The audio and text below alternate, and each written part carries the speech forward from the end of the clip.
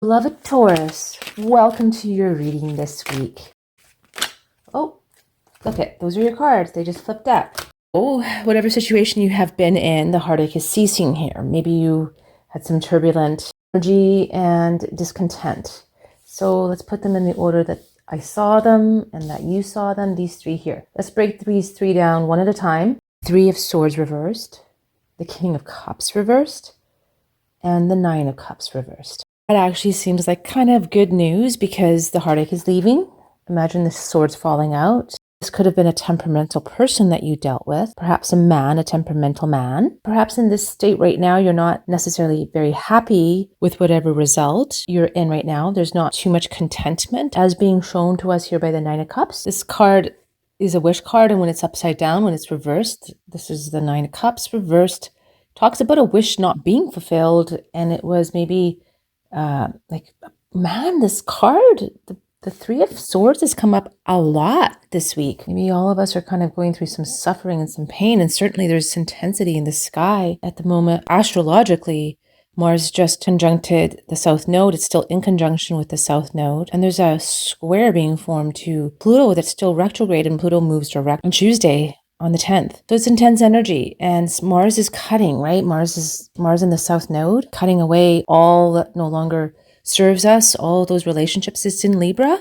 So it's cutting away all that no longer serves us. And this is demonstrating that. This is demonstrating a wish. Perhaps it was a wish for an emotionally satisfying relationship, the love of your life, but it didn't work out the way that you planned. And honestly, beloved, it's time to move on. Now I'm going to just see if there's other tarot. That was so fast. Look at more. They're just coming out so fast.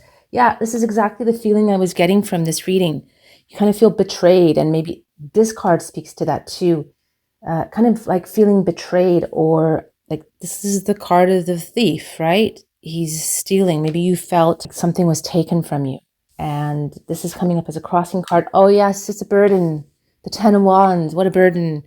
So the good news is that this is released from you now. This burden that has come up here, this burden of this heartache, this burden of this relationship that what you wanted was an emotional, tender, deep, passionate love, somebody who was sensitive to your needs, didn't work out that way.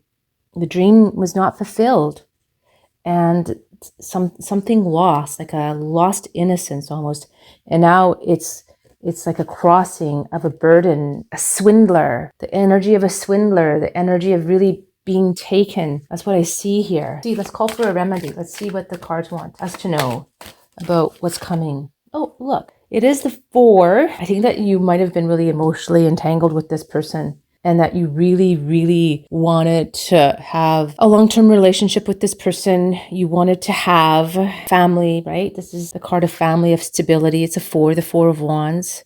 Passion, security, stability, a fortress, right? But it didn't turn out that way. It turned out like the opposite way. So this is actually we called it a remedy, and this is a powerful card still to get, because even though this is like the sun, there's so much here, and like from Waite's interpretation of this card, there's so much joy here still that it cannot be blocked even in reversal. But what it means is that it might just take more work, just like that sun, a reverse sun that came up earlier in the week, if you happen to watch any of those other videos. And it's just about needing to appreciate what you have. This card, the Four of Wands reversed, like look how much, even like there's so much sun, there's so much brightness here, right? It's just an unorthodox way, an unorthodox family or attitudes or expectation. And maybe it's learning to appreciate what you have. That's one of the definitions for that card. Even though it didn't work out the way you want, and even though you still feel a bit burdened by this is a really great card to have as a remedy. So it tells me, like, hang on, keep going down this path. This card isn't as extreme because it's reversed. And this card here is still a great card. The energy is still there. You just have to do more work kind of to excavate it. You have to understand it and appreciate it on a different level. Beloved Taurus, let's move on to your animal card. See which animal would like to speak with you. Oh, that's the one. Dolphin. I haven't seen dolphin at all in these readings. This is wonderful. Dolphin talks about your spiritual connection through your breath. Look how intelligent dolphins are. They're very intelligent. They're connected so much to, like, they have a higher intelligence, and they're connected to what some believe are different star systems. And this is connection to your breath. This is connection to just really being able to connect through your breath, being able to breath work will help you release. It's amazing how much healing can happen with breath work. That was one of the things, and just connection again to your divine source. It's a reminder for this. So dolphin is a reminder of breath. Like dolphin is the keeper of the sacred breath of life. And this card is a reminder to use breathing exercises and breath to release stagnant emotion, pent up emotion. The emotion that is here, the emotion from this, whatever heartache this is, whatever situation this is that led to the breakdown, this is what dolphin calls in. Dolphin asks you to connect again to your song, to your breath, and release that pent up emotion, that stagnancy this way. Dolphin talks about rhythms. Dolphins create rhythm by swimming through the waters, and they open us up to the feminine side. And this is what we need to do as well, to open to communication, to pattern and rhythm through our feminine, through breath and release. So maybe look up breath work and see if there's work that you can do within your body to release the past, to release this information here through that breath. Let's move on, beloved, to your universal law card. There it is. There's two of them. They both flipped up. The first one is growth, and the second one is gratitude. Oh my gosh, isn't gratitude just beautiful? Growth is reversed. And of course it would be if you're stagnating energy. If you're stagnating and holding on to old emotion and old energy, then you get stuck in that pattern. And this is the rhythm that dolphin is here to help you change, to swim through the tide in a new way. So shifting this. Now this gratitude card is pretty straightforward, giving gratitude for what you have in your life. And this came up in this card as well, right? The card to really appreciate what you have, the Four of Wands reversed, to appreciate what you do have, the family you do have, the love you have in your life, what is present right now in your life. And that giving gratitude for that will bring more in.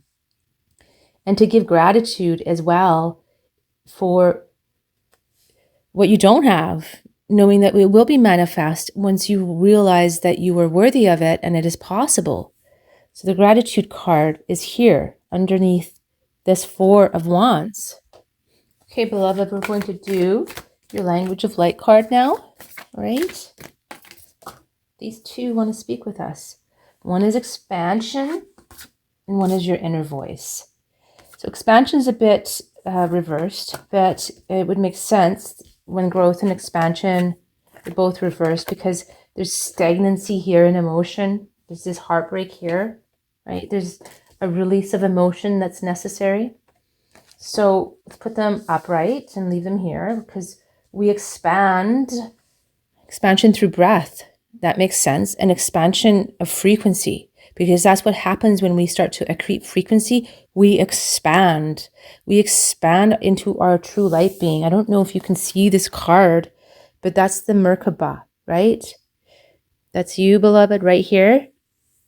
And this is your Merkaba. And once that's your energy field, and what you want is to accrete frequency. You want higher frequency of emotion, to accrete more frequency in your body, which holds more light, which expands. That it's expansion of your consciousness, it's expansion of your light, it's expansion of you.